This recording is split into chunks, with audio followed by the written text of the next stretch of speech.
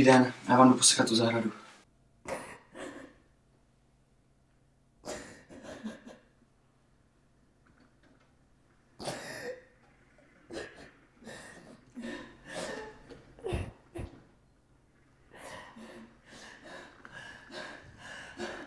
Ty se s ní podotál. Ty jsi to udělal. To jsi s ní udělal. To jsi s ní udělal.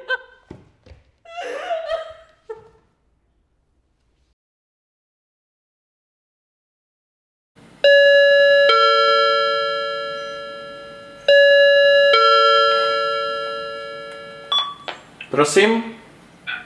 Dobrý den. Ladislav Pokorný, kriminální policie. Ze školy se tedy už nevrátila. A do školy ji vozíte? Manžel ji vozí. Drahomír. Pardon.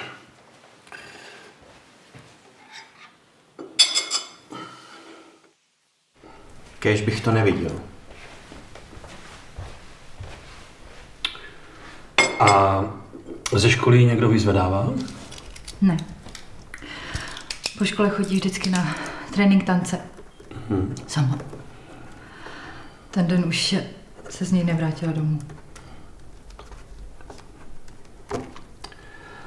A s Jachimem se seznámila kdy? Asi po roku k nám chodí sekat zahradu, ale tahat se s ním začala tak před měsícem. V té době s ní nebyla řeč.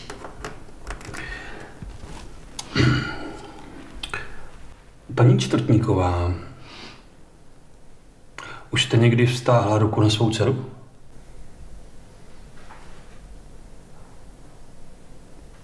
Ano.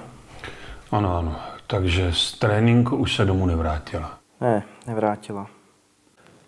Pane Čtvrtníku, mohl byste mi prosím vysvětlit, co jste dělal celý den, když jste tedy ten vynálezce? No, v 7:15 jsem odvezl dceru do školy. A v 8:10 už jsem musel být v dílně. A tam jsem byl až do večera, než přišla manželka.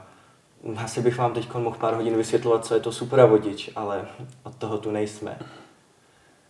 Beru svou práci dost vážně. Takže jste byl celý den sám? Ano, sám.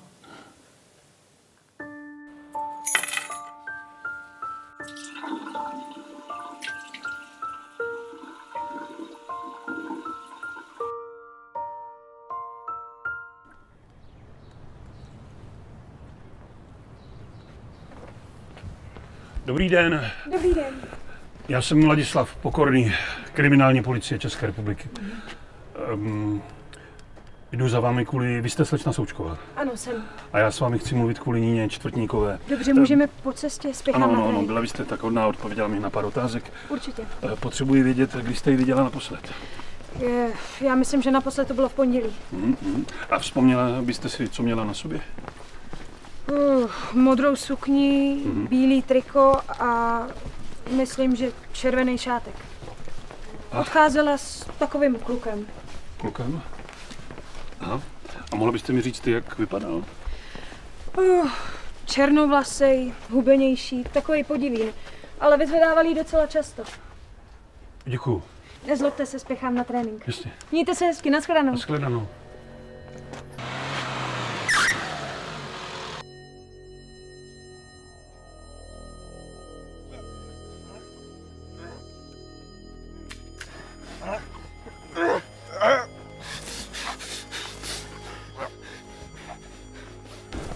Odhoď zbraň! Odhoď zbraň!